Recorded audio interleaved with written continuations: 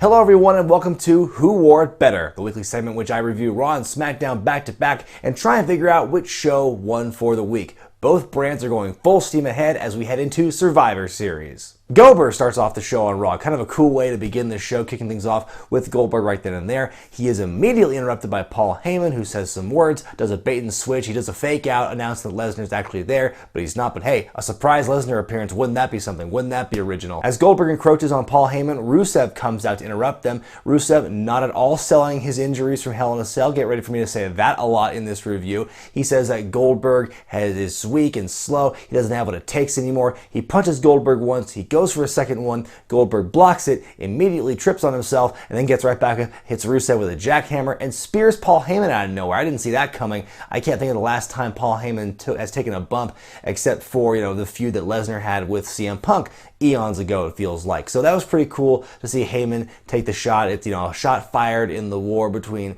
Lesnar and Goldberg. Hopefully when we see these two together in the same place at the same time, it'll actually lead to something cool. It was a cool way to open the show. It was one of my favorite segments of the night. I just wish they used Goldberg more throughout the night. I mean, you got him there to begin with. He's there in the opener. Why don't you have him show up a couple of times more, backstage, somebody talks to him. How could you spear Paul Heyman? Something, some kind of ramifications for what he did other than seeing the shot of the ambulance pulling away, which may or may not actually contain Paul Heyman. I just want to, I think you have him there already, and you need his presence there to help build this match. So use him a little more. Maybe don't have him in a backstage segment with Goldust and a blonde wig, but just something. That's all I'm asking. We go to a shot of the announce team looking at these fucking goofs, Saxton and Graves, and their ridiculous outfits as we go to a trick or street fight between Enzo and Luke Gallows. Enzo and Cass are dressed as Buzz Lightyear and Andy, taking the whole Toy Story reference they made from the promo at Hell in a Cell just a little bit too far, in my opinion. This match, to me, was just a fun mess. It was ridiculous to watch, especially the ending. The last 30 seconds of this match were the most ridiculous 30 seconds I've seen in wrestling in a long time. It starts off, Enzo's tossing the pumpkins at Gallows. Anderson gets hit in the face with a pie. Then he gets booted off through a table. While that's going on, they low blow Gallows with the pumpkin there. There's pumpkin mess flying everywhere. They try and put a pumpkin on Gallows' head. It doesn't fit, so he's got to hold it up himself. And then Enzo botches the DDT where he jumps off, basically just takes his own back bump, and Gallows just kind of falls on top of him, and that was the end. It's the most ridiculous finish to a match. Even though Gallows lost the thing, I don't even care. You might as well consider this match non-canon. Cruiserweight Championship match as Brian Kendrick defends against TJ Perkins in the automatic rematch. I don't like these one night after the pay-per-view rematches. To me, it really cheapens the whole thing of the pay-per-view. You're paying money, in theory, to see these matches, and then to see it the very next night on cable, it really cheapens the whole thing. But I did like how Brian Kendrick revealed his master plan between that and Raw Talk, how he basically said, I was just playing, I was tugging at your heartstrings. I didn't mean anything by said about, oh, I want you to let me beat you. It was trying to emotionally get under the skin of TJ Perkins. That was actually kind of cool. It really helped add another layer, another wrinkle to this storyline. The match itself, it was a fun match to watch. TJ Perkins practically killing himself doing that top rope Frankensteiner over the rope to the outside, just the way his head and neck just bent, that was gruesome to watch.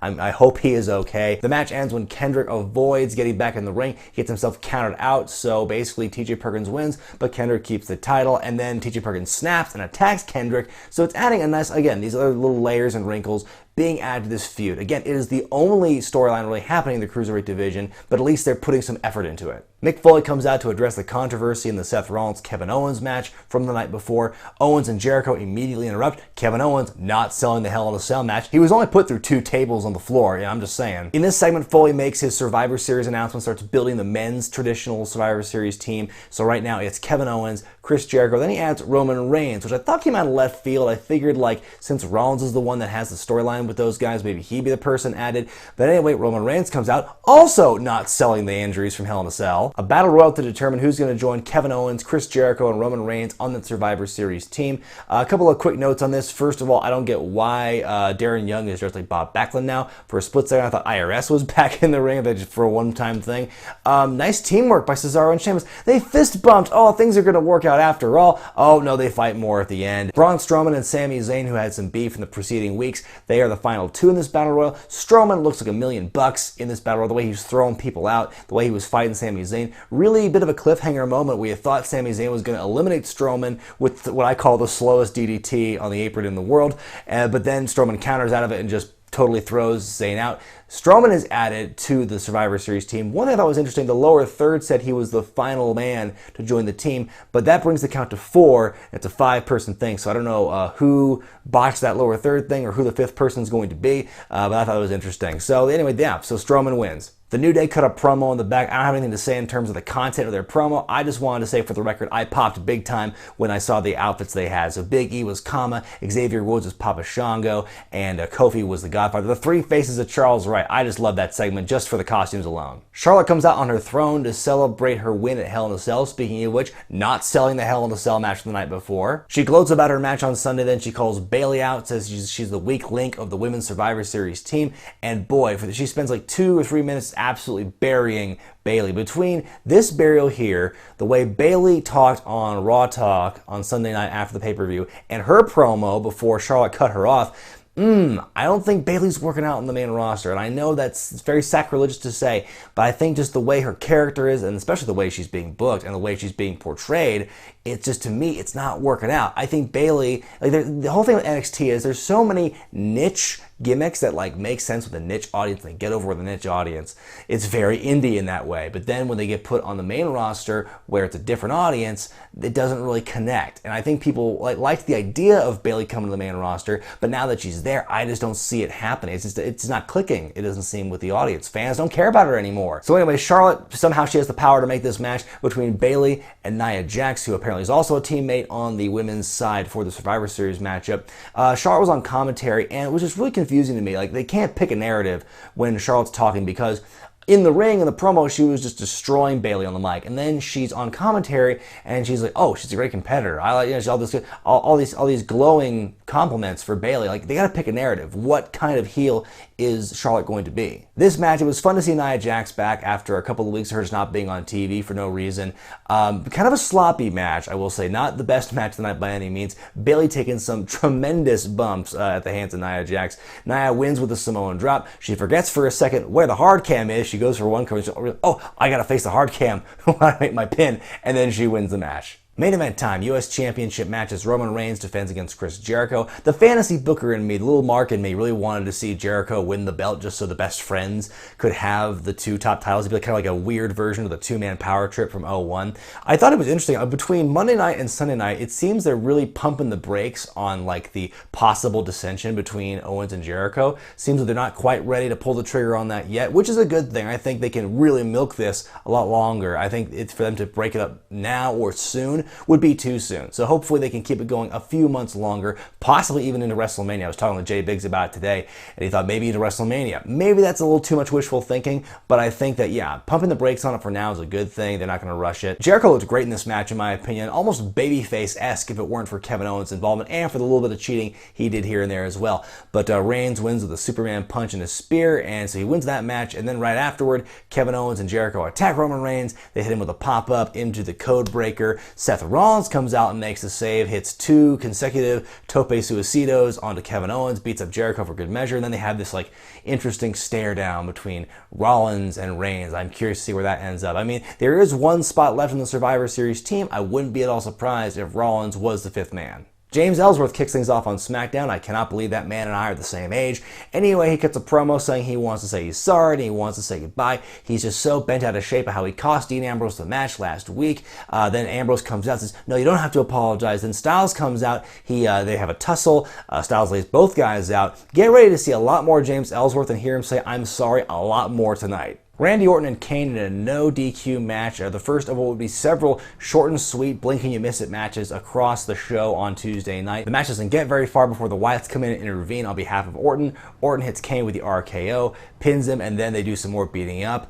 Randy Orton is trying to assert himself, trying to really work extra hard to help Bray Wyatt in the beatdown. Harper's skeptical. Ooh, very interesting to see where that's going to go. Then later in the night, they had a promo with Orton and Harper and Wyatt backstage, and Orton is basically giving himself in to Bray Wyatt, saying, "Bray, you are a god," and then his lights flicker like the old Jawa action figures from the Star Wars line. That was a little bit ridiculous, but you know, I'm willing to take it as far as see where this is going. Alexa Bliss and Carmella beating Nikki Bella and Becky Lynch in another very short match. I didn't dream it. Carmella has completely lost her Staten Island accent. The heels run down Survivor Series and next week's SmackDown when Alexa Bliss takes on Becky Lynch for the Women's Championship. So these 2 women are definitely getting some good heel heat right now.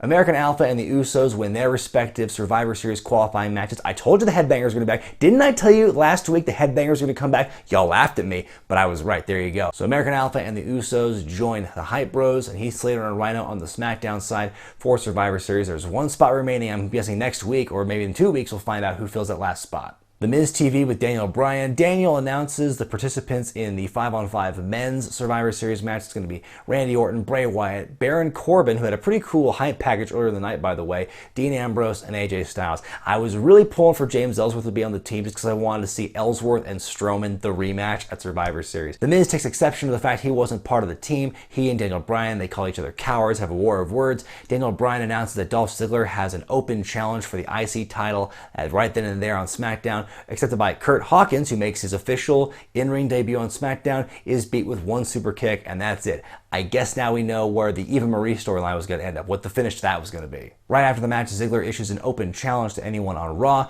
for the Intercontinental Championship. That could be a really cool match. I don't know who could take that spot on Raw. I don't think the belt's going to change hands because then the belt would change brands. I don't think it's going to happen, but I am still very intrigued as to what's going to happen here. AJ Styles taking on Dean Ambrose in a rematch from last week's main event. This was Ambrose's last chance of becoming #1 contender for AJ Styles' championship.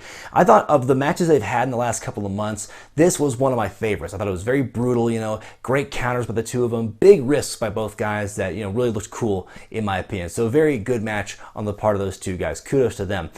James Ellsworth with the run-in. He was thrown out of the arena by Dean Ambrose earlier in the night, but he comes in through the crowd. Boy, if you don't like James Ellsworth, you hated this episode of SmackDown, but Ellsworth makes a loop around the fans. He's being chased by security for a couple of minutes. He makes his way back to the ringside area. He gets hit with the pounds by AJ Styles. That gives Ambrose enough time to recover and hit Styles with dirty deeds. Wins the match in a very exciting match there. He reluctantly thanks James Ellsworth, who's just sitting there being dragged by security with his arms up, with this dopey smile on his face. I thought that was hilarious. And that's how the match ends. And now, the one thing I did question is that the whole thing was, Daniel Bryan said, James Ellsworth, under no circumstance are you allowed to be involved, be at ringside. But he was there. So what does that mean? Does that mean they have to nullify what happened in that match? Is AJ Styles going to scream shenanigans and say, that match never happened because James Ellsworth made the run-in? I'm very curious to see where that ends up. So now it's time to decide who wore it better, Raw or SmackDown. This week, I'm choosing SmackDown as the winner. Now, on the one hand, I was getting kind of annoyed by how many short and sweet matches there were. I think the longest match beside the main event on SmackDown Tuesday was like 3 minutes. To me, it was kind of annoying in that regard. But on the other hand, I think there were so many stories being progressed with these different matches, with the exception of like the Survivor Series qualifiers, those were pretty cut and dry. But I think everything else told a story, it had a purpose, and there was a reason these things were going along. I like what they're doing with the Orton Wyatt thing, with Harper looking kind of like reluctant, not totally trusting in Randy Orton. That's how I interpret it, at least. I like what they're doing with Styles and Ambrose. James Ellsworth is just like on the border of being overexposed, in my opinion. Like I said, if you hate James Ellsworth, which I know some of you people do, then you hated this episode of SmackDown because he was everywhere.